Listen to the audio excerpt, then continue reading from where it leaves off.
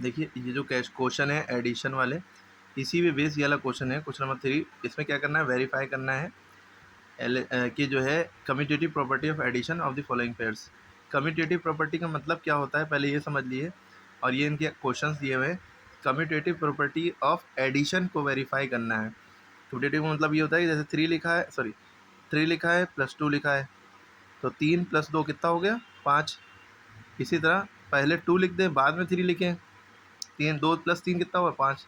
देखिए वेरीफाई हो गई, ये कम्यूटेटिव प्रॉपर्टी कहलाती है। ठीक है, मतलब जो जो पहले लिखा है अगर उसको बाद में भी लिख दें ऐड करते टाइम, तो यानी कि 3 पहले लिखो 2 बाद में लिखो, चाहे 2 पहले लिखो 3 बाद में लिखो, दोनों का मतलब एक ही आंसर सेम आएगा। ठीक है, इसी को कहते हैं कम्यूटेटिव प्रॉपर्टी। यही चीज़ यहाँ पे करना है। -4/3 एंड 3/7 को पहले इसको पहले रखो, एंड की जगह पे प्लस लगाओ क्योंकि एडिशन लिखा है ना, एंड की जगह पे प्लस लगा देंगे। ठीक है, 3/7। और फिर इसके बाद क्या करेंगे, अगले स्टेप में इसको इधर रखेंगे, इसको इधर रखेंगे। ठीक है, करके देखते हैं। आपके सामने ये सवाल है। ठीक है, तो हमें प्रूव करना है कम्यूटेटिव प्रॉपर्टी। तो हम पहले क्या करेंगे, -4/3 हमने उतारा, एंड की जगह पे प्लस लगाया, 3/7 उतारा। कुछ बच्चों को जिनको मैथ्स नहीं आती सही से, वीक है या वीक वर्ड नहीं यूज़ करेंगे हम, या नहीं समझ में आता या उनके डाउट क्लियर नहीं है, तो वो क्या करेंगे, इन दोनों को ऐड कर देंगे, 7 3 10 कर देंगे, 4 में 3 गया, या 4 3 7 कर देंगे, या जो भी। लेकिन ये ऐसे नहीं करना होता है। जब ये फ्रैक्शन अलग है, बीच में प्लस या माइनस लगा है, दोनों में से कोई एक चीज़ है, और ये फ्रैक्शन अलग है, तो हम क्या करते हैं, पहले देखते हैं नीचे वाला नंबर कौन से हैं। अगर नीचे वाले नंबर सेम है तो बड़ा सवाल आसान हो जाता है, बहुत आसान हो जाता है। लेकिन अलग अलग हैं तो थोड़ा सा मसला होता है, तो उसके कई मेथड है। तो सबसे पहली बात जो इस सवाल में कर रही है, आपको इक्वल टू लगा के ये लाइन और ये लाइन को जोड़कर थोड़ी बड़ी लाइन खींच लेनी है। क्या करना है, बड़ी लाइन। और हमारा मेन मोटिव ये होता है कि ये दोनों नीचे वाले नंबर सेम हो जाएं। ये सेम करने के लिए हमें क्या करना पड़ता है, एलसीएम लेना पड़ता है, रफ कॉलम खींचना पड़ता है, रफ वर्क इधर, और इसका एलसीएम लेना पड़ता है। 3 और 7 का कॉमा लगा के एलसीएम लिया जाता है। ठीक है, वरना एक तरीका ये भी है, लेकिन ये एलसीएम वाला तरीका सब में फिट बैठ जाएगा सारे सवालों में, लेकिन एक क्रॉस मल्टीप्लिकेशन वाला मेथड होता है, वो हर सवाल में फिट नहीं बैठेगा। क्योंकि इसमें वो सवाल में इसमें हो जाएगा, क्योंकि 3 भी प्राइम नंबर है, 7 भी प्राइम नंबर है। प्राइम नंबर वो होते हैं जो एक दूसरे के टेबल में ना आए, या किसी के टेबल में नहीं आए, मतलब 1 के टेबल में आए और अपने टेबल में आए और किसी के टेबल में आए, तो ये दोनों एक दूसरे के टेबल में नहीं आते, ये प्राइम नंबर है। तो ये दोनों आपस में मल्टीप्लाई हो जाएंगे, यहाँ पर लिख देंगे, फिर इसको इससे मल्टीप्लाई करेंगे, इसको इससे मल्टीप्लाई। क्योंकि ये मेथड जो है एवरग्रीन नहीं, सब में नहीं लागू होगा, इसलिए हम ज़्यादा मेथड नहीं बता रहे। तो इसके लिए क्या करना है, जो सब में लागू होगा वो ये है कि दोनों डिनोमीटर को सेम करने के लिए इनका एलसीएम लेंगे। एलसीएम लीस्ट कॉमन मल्टीपल है ना, तो ये किसके टेबल में आएगा, 3 जो लिखा है, 3 जो है 3 के टेबल में आएगा, कितनी बार में, 1 बार में। 3 के टेबल में 3 1 बार में आएगा। 3 के टेबल में 7 नहीं आता तो उतार दिया। फिर हम 7 के टेबल में ले गए, 1 तो 1 लिखा ही रहा है, 7 के टेबल में 7 1 बार में आता है। अब 3 और 7 क्या हो गया, इन दोनों 3 × 7, 3 7 21, एलसीएम हमारा आ गया 20। ये दोनों के टेबल में जो कॉमन नंबर है वो ये है 21, इसको हटा के हमने 21 लिखा। यहाँ तक बात समझ में आई। एलसीएम क्यों लेते हैं, इन दोनों को सेम करने के लिए, इन दोनों का जो सेम नंबर आएगा वो ये आएगा। अब हम क्या करेंगे, 3 सब कुछ छुपा लेंगे, फोकस यहाँ पर रखेंगे 3 पे, जो इधर वाला नंबर है पहले नंबर के नीचे। 3 की टेबल इतनी बार पढ़िए कि 21 आ जाए, पढ़िए 3 7 21। हाँ, तो 7 जो आया वो हमने यहाँ लिखा, या आप ये समझिए 3 से हमने 7 को डिवाइड करा, 3 से 21 को डिवाइड किया, 3 7 21। तो ये जो 7 आया वो हमने यहाँ लिखा, और हम इधर वाला हाथ हटाएंगे, -4 लिखा है, तो हमें ये जो होता है, जो यहाँ पे आता है उसको हमें ऊपर वाले नंबर से मल्टीप्लाई करना होता है, जो 3 के ऊपर है, जो नीचे है नंबर इसके ऊपर वाले नंबर से मल्टीप्लाई करना होता है। अब आप ये माइनस का निशान चाहे यहाँ पे लगाइए चाहे पहले लगा लिए, आपकी मर्ज़ी, पहले ही लगा ली तो थोड़ा आसान लगेगा। ये 4 लिखा है, 4 लिख लिया। ठीक है, क्लियर। अब ये बीच में प्लस, इसकी कहानी ख़त्म हो गई। अब ये प्लस है, प्लस यहाँ पे उतार लिया। अब हम क्या करेंगे, इसको भूल जाएंगे, इसको छुपा लेंगे ताकि माइंड डाइवर्ट ना हो, इसको इससे मतलब ना रखिए।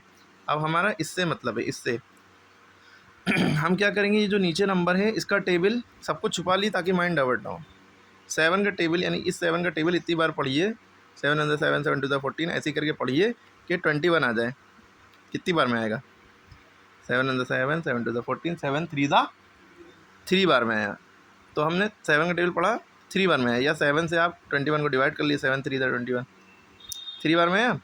अब 3 बार में आया तो हमने जब हाथ हटाया तो हमने देखा इसके ऊपर भी 3 था, तो चाहे ऊपर कुछ भी हो हमें उससे मल्टीप्लाई करना पड़ेगा।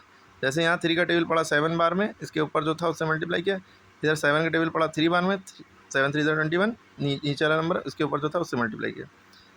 अब 7 4 28 होता है, लिख लिया।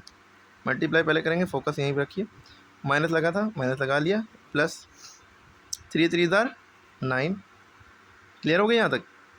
ये पूरी लाइन खींची है तभी सवाल हो पा रहा है। अपॉन 21 लिखा था, लिखना ना भूलें।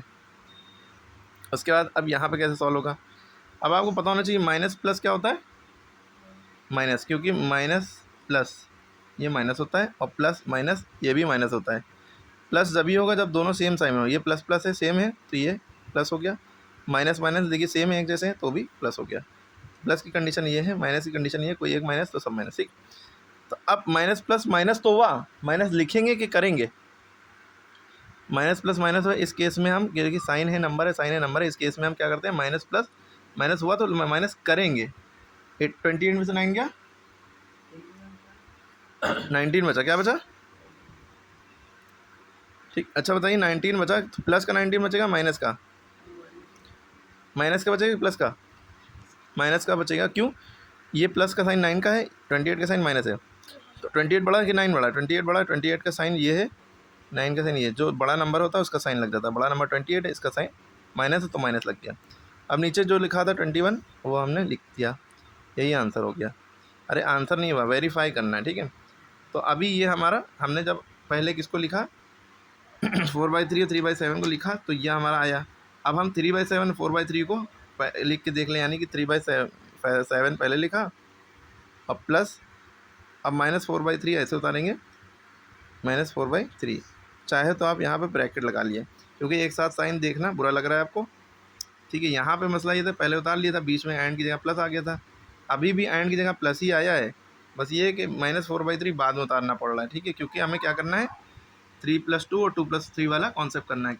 3 + 2 पहले 3 लिखे, बाद में 2 लिखा, फिर 2 + 3, इसी का मतलब होता है वेरीफाई। देखो अगर आंसर बराबर आ रहा तो वेरीफाई हो गया, नहीं बराबर नॉट वेरीफाई, ठीक है। तो हमने ये किया, अब इसको करेंगे कैसे? अच्छा, इसी सवाल में कई कॉन्सेप्ट आपके क्लियर होंगे जो हम बता रहे हैं, ध्यान से देखिए।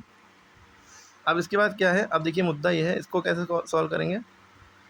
पहले 3/7 हमने उतार लिया, प्लस माइनस क्या होता है, माइनस।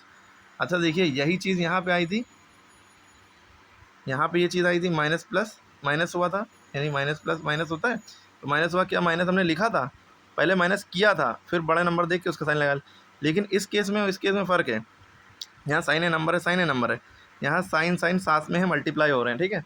तो प्लस माइनस क्या होता है, माइनस होता है, तो माइनस करेंगे नहीं, माइनस लिखेंगे। इस केस में लिखते हैं, ब्रैकेट वाले केस में लिखते हैं, इस केस में करते हैं पहले, ठीक है। तो पहले प्लस माइनस माइनस लिख दिया, ये दोनों को हटा के इनकी जगह पे माइनस आ गया, क्योंकि प्लस माइनस क्या होता है, माइनस होता है, ठीक है। 4/3, अगर यहाँ पे भी माइनस होता, यहाँ पे भी माइनस होता तो माइनस माइनस प्लस होता, तो यहाँ प्लस लिख देते, ओके। अब क्या है, ये दोनों हमने फिर ये कहानी चलेगी कि भाई 7 ये अलग है, ये अलग है, सेम करने के लिए क्या करना पड़ेगा, एलसीएम लेना पड़ेगा। रफ कॉलम आप खींचिएगा प्रॉपरली, 7, 3 कॉमा जरूर लगाइएगा इन दोनों के बीच में, ठीक है। 3 के टेबल में 7 आता नहीं है, 7 उतार दिया, 3 के टेबल में 3 आता है, 3 1 3। अब 7 के टेबल में 7 आता है 1 बार में, 1 तो लिखा ही हुआ यहाँ, तो हमारे पास 3 × 7 हो गया, 3 7 21। वही कहानी सेम दोहराई जाएगी कि बीच में हम ये लिखेंगे या फिर उसका टेबल पढ़ेंगे, इतनी बार याद है उसका टेबल पढ़ेंगे उतनी बार, उसके लिए पूरी वीडियो देख लीजिएगा।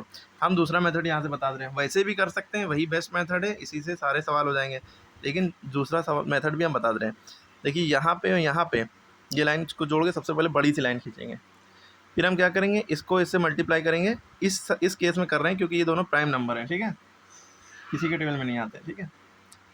क्या 7 2 के टेबल में 3 के टेबल में आता है, नहीं आता। 3 भी किसी के टेबल में अपने ही टेबल में आता है बस। तो ये दोनों प्राइम नंबर है तो इसलिए मल्टीप्लाई करेंगे, 7 3 21, ठीक, लिख लिया। अब 3 को 3 से इधर वाल भेजेंगे, 3 3 9, माइनस लगा तो माइनस लगा दिया। अब 7 को इधर भेजेंगे, 7 4 28। यहाँ तक समझ में आया? पहले आपस में मल्टीप्लाई करेंगे, यहाँ लिख दिया, फिर इसको इससे, लेकिन ये इसी सवाल में लगेगा, जो इस तरह के सवाल होंगे प्राइम नंबर वाले उसमें लग जाएगा, ठीक है, हर सवाल में नहीं होगी लॉजिक। उसके बाद क्या करेंगे, 9 में से 28 जाएगा, उल्टा है, 28 में से 9 नहीं जा रहा है, 9 में से 28 जा रहा है। वहाँ क्या था, 28 + 9 प्लस माइनस माइनस करके 28 में से 9 घटा दिया था। यहाँ पे ये माइनस साइन 9 का है कि 28 का है, 28 का, क्योंकि नंबर से पहले उसका साइन चिपका होता है। इसका साइन क्या है फिर, इसके पहले कुछ नहीं, तो यहाँ प्लस छुपा हुआ है, ठीक है। तो वही बात प्लस माइनस माइनस वाली है ना, प्लस माइनस माइनस, तो आप यहाँ पे माइनस करेंगे, लिखेंगे नहीं, या ऐसे भी समझ लिया 28 में से 9 ही घटाएंगे, लेकिन उल्टा है ना, तो आंसर में माइनस लगेगा। क्यों लगेगा ये भी बता रहे हैं भाई। 28 में 9 गया, कितना बचा, 19 बचा फिर से, है ना। लेकिन अब की साइन में माइनस लगेगा, क्यों, बड़ा नंबर ये है ना, यहाँ पे भी बड़ा नंबर कौन था, 28 था, साइन में माइनस लगा था। यहाँ पे भी बड़ा नंबर कौन है, 28, उसके पहले माइनस लगा, तो साइन में माइनस, सॉल्व होने के बाद माइनस लगा अपॉन 21। अब आप देखिए, इससे भी माइनस 19/21 आ रहा है, और उसमें भी माइनस 19/21 आया था, तो ये वेरीफाइड हो गया। यानी कि दोनों ही मेथड से, दोनों ही तरह से, इसको पहले लिखा इसको बाद में लिखा तो भी आंसर यही है, और इसको पहले लिखा इसको बाद में लिखा तो भी आंसर यही है। यानी कि ये कम्यूटेटिव प्रॉपर्टी वेरीफाइड हो गई, ठीक है। क्लियर हो गई बात। तो ये इस तरह से सवाल होते हैं। फिर से वीडियो देखिएगा, सारे डाउट क्लियर होंगे, 2-3 बार देखेंगे, देखने से। तो आप ये सारे सवाल इसके करिए, ये दोनों।